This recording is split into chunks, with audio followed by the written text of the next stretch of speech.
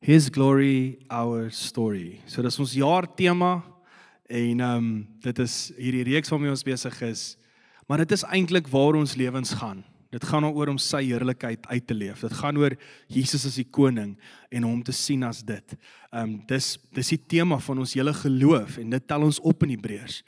Dis die seën in wie God met jou en my praat. Ons sien dit in Hebreërs 1. En hier in Hebreërs is Jesus die fokus van ons geloof. Hy is die fokus van ons gebede. Hy is die fokus van die skrif en selfs die fokus van God homself. Want Hebreërs praat dan sê hy is die uitstraling van God se heerlikheid. So hy kom wêreldgeskiedenis verander in die laaste dae. Jy onthou Hebreërs 1, ons het begin met dit, ook in ons Hebreërs reis praat ons daaroor. In die laaste dae praat God deur sy seun. In die verlede was dit deur die profete, maar nou is dit deur die laaste koning. Die koning wie se koninkryk nooit sal vergaan nie.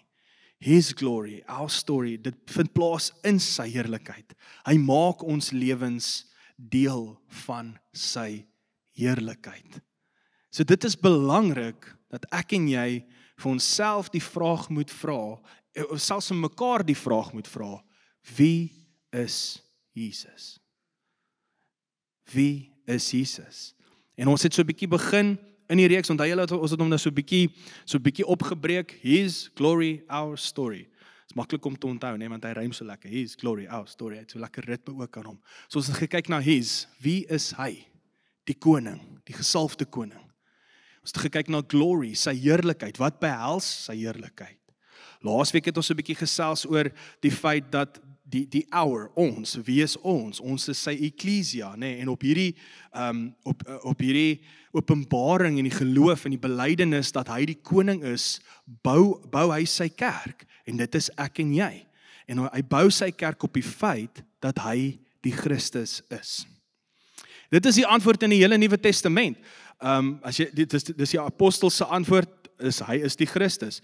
As jy gaan kyk, dis 27 dokumente, 27 boeke van hulle is nou nie vol boeke nie, dis net briewe of kort gedeeltes, so 27 dokumente en amper 500 keer wat daar verwys word na Jesus as die gesalfde koning. So ek dink die reeks se doel, eintlik die hele tema se doel, is om Jesus te sien as die gesalfde koning. And that you will never unsee it, or never unhear it. Ek weet nie of jy dit al beleef het nou die afgelope ruk op social media, nee, mense stuur vir jou goed, dan sit 2 songs wat hulle so merge, nee, het jy dit al gesien? Dan gebruik hulle die musiek en die groove en die beat van iets spesifiek en hulle vat 'n lyrics en iemand wat sing, dan merge hulle die 2 songs, dan werk dit so goed. And then I can never unhear it. Het jy dit ook al gesien? Of 'n foto, wat hulle iemand se gesig met mekaar merge, en dan sê soos, oh my goodness, I will never be able to unsee that. Elke keer as ek na dit kyk, of ek na dit luister, ek gaan nooit weer aan iets anders kan dink as dit nie. En ek dink dit is wat hierdie reeks se doel is, dat jy sal besef, Jesus is die koning, dis die punt, hy is die middelpunt van alles, and I will never be able, wanneer ek aan Jesus dink, sien ek die woord, gesalfde koning, ek hoor die woord, gesalfde koning, Christus, and I will never be able to unsee or unhear that. So om die reeks af te sluit, wil ek saam met jou kuier, rondom die gedagte van die evangelie. His glory, our story. Die evangelie. En ek wonder, as jy die woord hoor, evangelie, waaraan dink jy? Wat kom by jou op? As ek sê evangelie, wat hoor jy? Ek wil nog 'n voorbeeld dalk gebruik, of 'n voorbeeld gebruik. Een het so mooi gesê, het jy al ooit saam met iemand gepraat, en iemand gekuier, en jy begin vir hulle iets vertel, 'n stuk van jou lewe, waar jy vandaan kom, of iets wat jy recently gedoen het, en dit is regtig na in jou hart, of 'n gebeurtenis, en daai persoon kry dit reg, om daai gesprek weer te draai, en dit alles oor hulle te maak. Het jy dit al ooit beleef? Jesus was op vakansie, ons bietjie plek toe gegaan, nee, jy moet bietjie Stilbaai toe gaan. Ons was 2 weke terug daar en ons het dit en dit en dit en dit en dit gedoen. My genade, ek het nou net vir jou begin vertel, ons was in Plet. Nou wil jy vir my vertel, jy was in Stilbaai. Het jy dit al beleef? En ek dink, dis wat ons gedoen het met die evangelie. Dis die gesprekke in die kerk. Is dat die evangelie gaan oor Jesus Christus, die koning. Maar ons het 'n manier gekry om dit te draai dat dit weer oor ons gaan. Dit is goeie nuus vir ons, maar dis as gevolg van Jesus.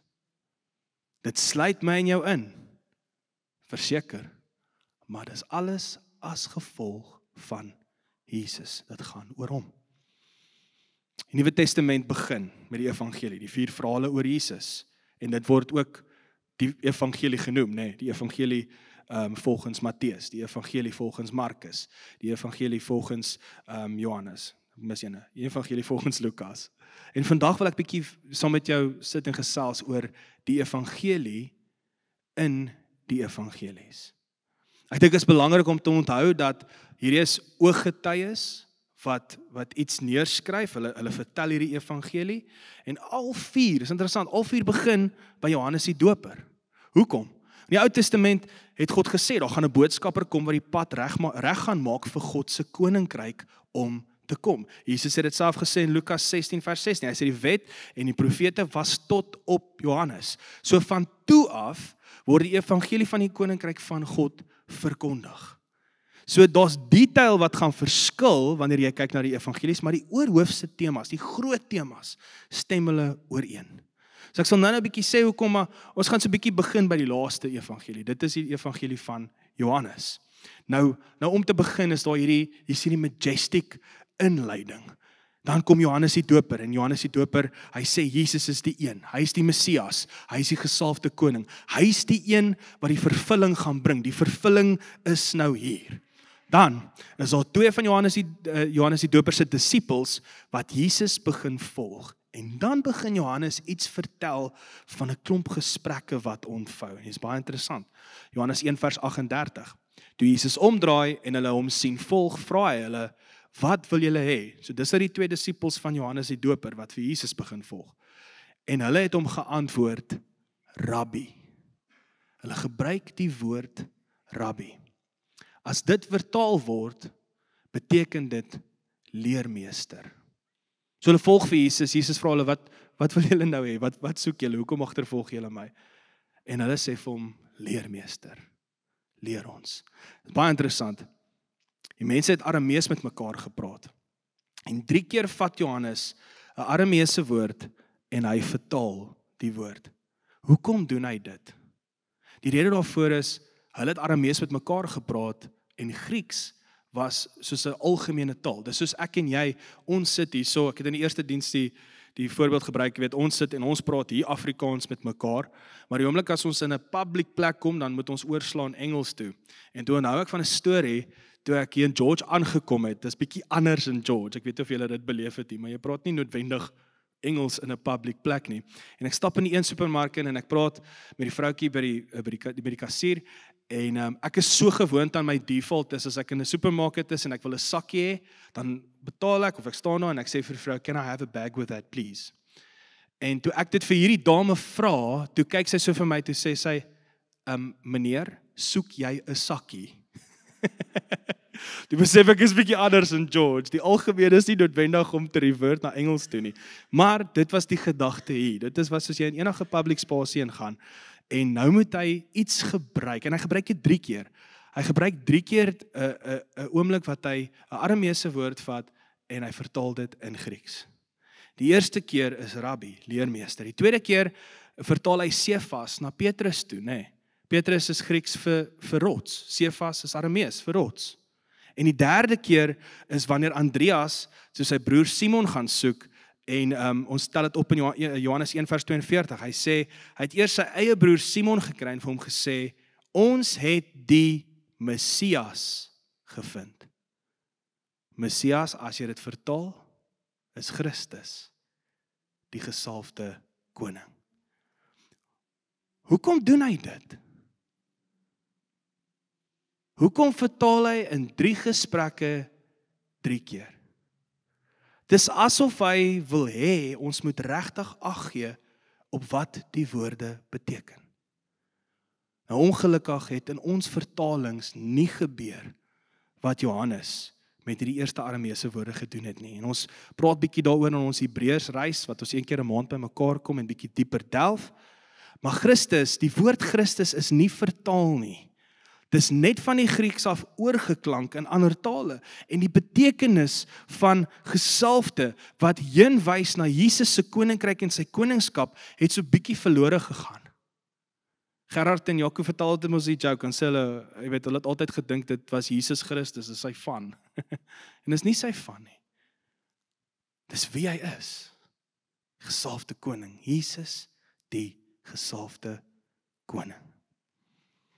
Dan roep Jesus vir Filippus en hy gaan roep vir Nathanael en dan is daar 'n gesprek oor Jesus wat die een is van wie die hele Ou Testament vertel. Dan kom Nathanael en daar's 'n gesprek tussen Jesus en Nathanael wat eindig met Nathanael wat sê, dis in Johannes 1 vers 50, en sê hy, Rabbi, u is die seun van God, die koning van Israel.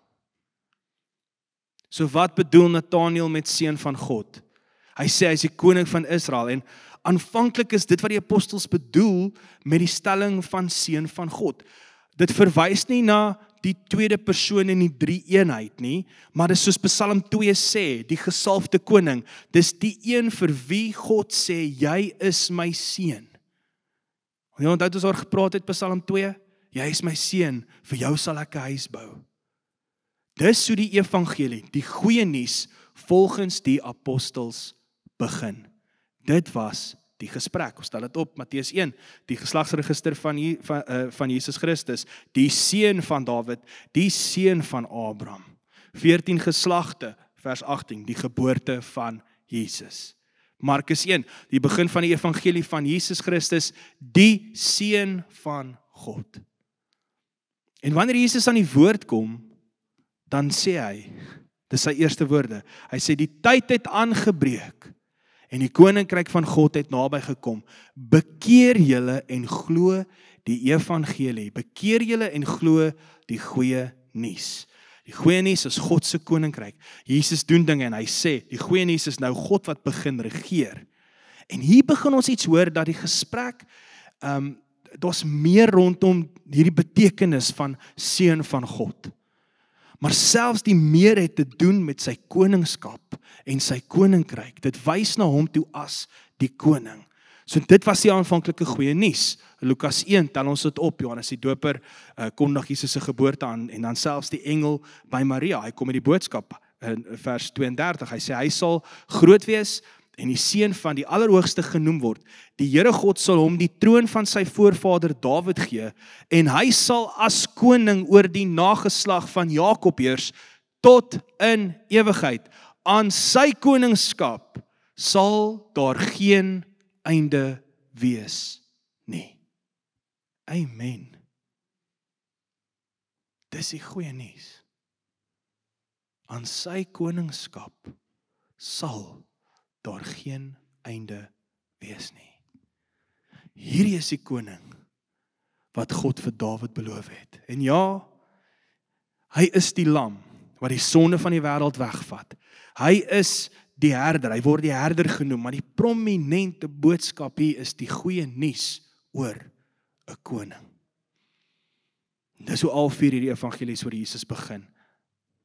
Ek wonder nogal wat sal die apostels sê as hulle hoor ons preek hierdie goed net oor Kersfees.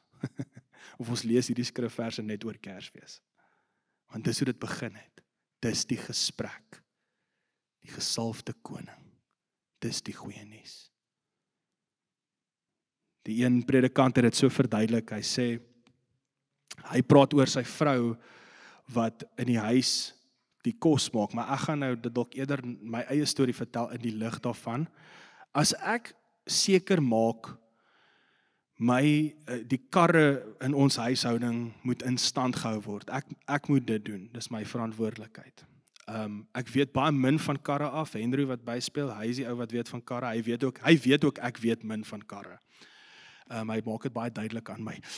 So ek weet min van karre af, maar ek moet seker maak dat die karre in stand gehou word, nê. So dan, wanneer my vrou my voorstel in iemand, dan stel sy my nou mos nou nie voor as haar mechanic nie.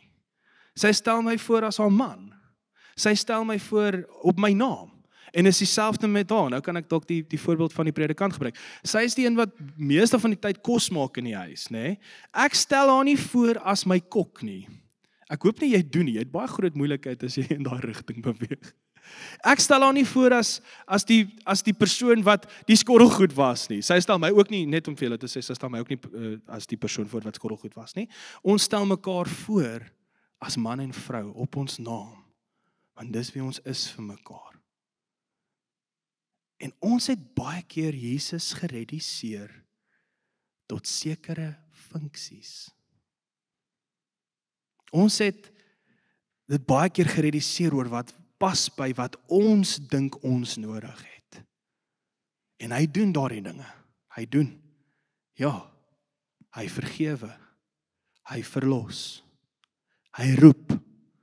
Hy is persoonlik teenwoordig en hy help ons en hy dra ons en ek kan 1 miljoen keer vir jou sê, ja, ja, ja. Maar hy doen dit, omdat dit die tipe koning is, wie hy is. Hy verlos, hy red, hoekom? Hy is die gesalfde koning. Ek dink, deel van ons roeping, want dis wat Christus doen, hy roep my en jou. Deel van ons roeping, is ek dink om weer die gesprek te stuur in die rigting waar dit moet wees, waar dit aanvanklik was. Die goeie nuus dat God 'n gesalfde koning, Christus, vir die wêreld gegee het. Dit moet die gesprek wees. Dit moet wees waarvan mense moet deel raak.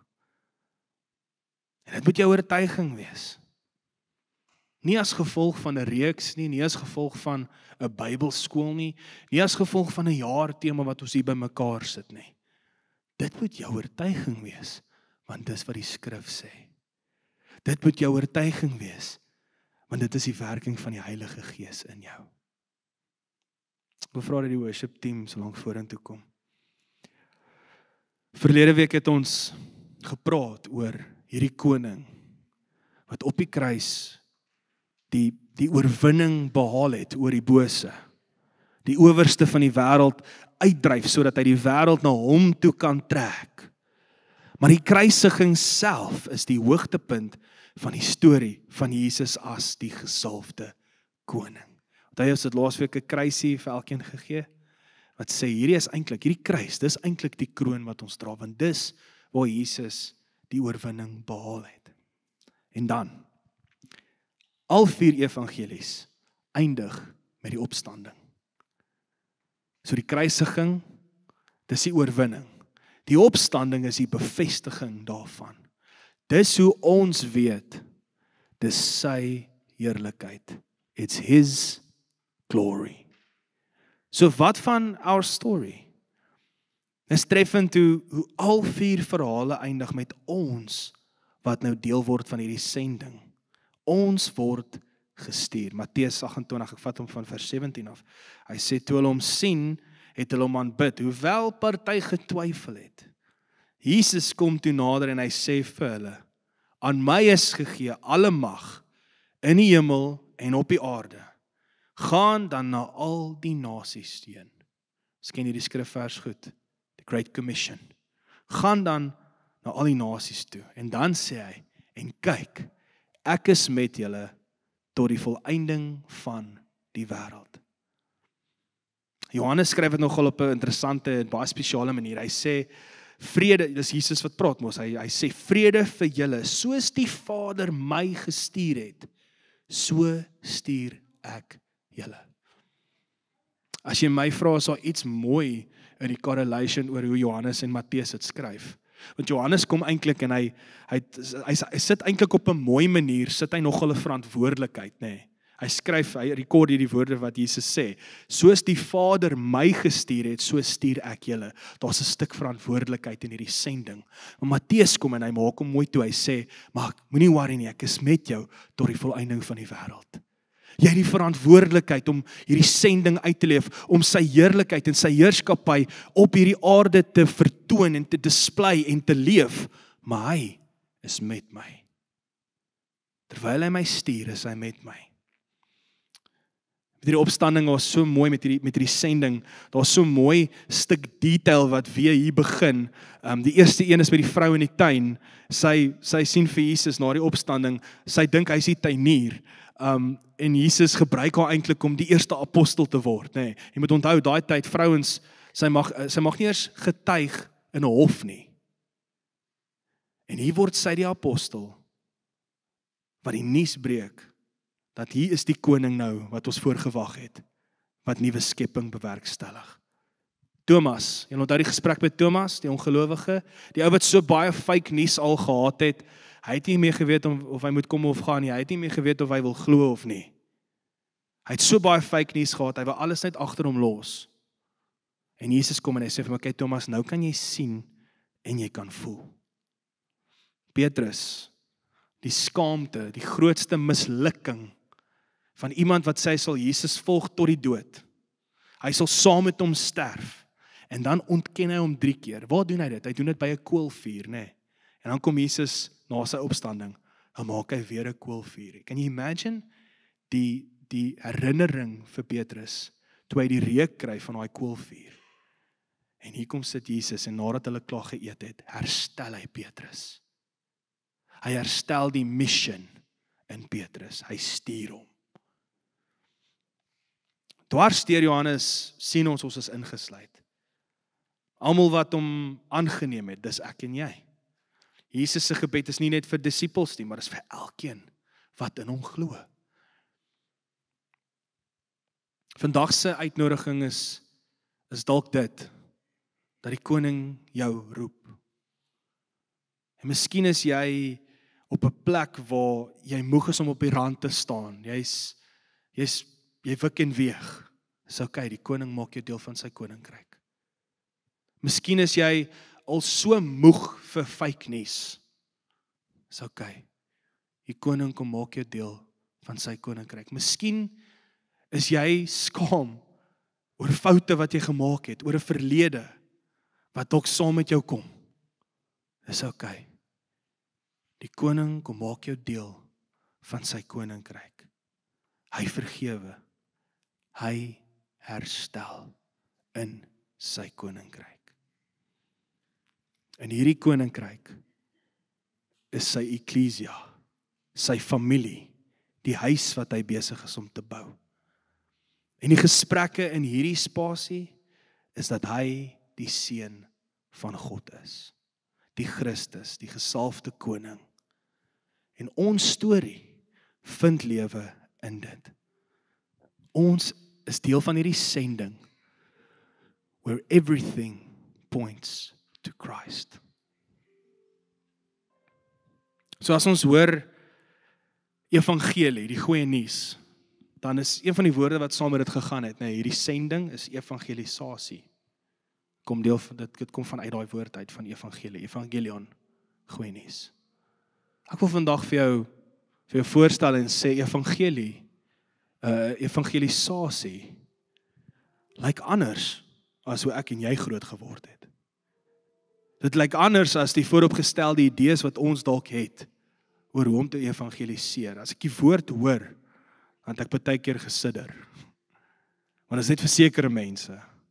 Ek moet eers gekwalify wees om te gaan evangeliseer.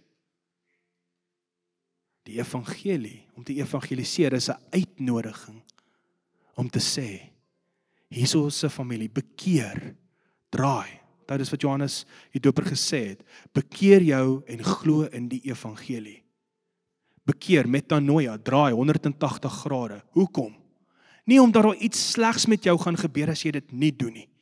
Dis nie die rede nie. Dis nie die doel nie.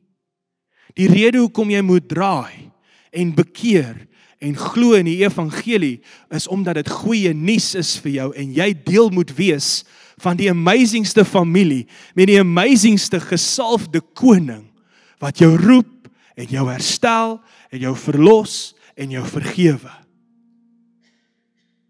Jy moet deel wees daarvan. Dit is evangelisasie. Ek wil jou vandag nooi, jy hoef nie gekwalified te wees om deel te wees van hierdie sending, om 'n evangelis te wees nie.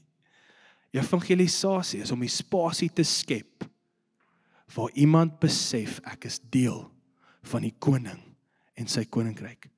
That's it. Ja, hy gaan vergewe, hy gaan verlos, hy gaan herstel. Maar die beseffing is, hy is die koning, en dis die tipe koning wat hy is.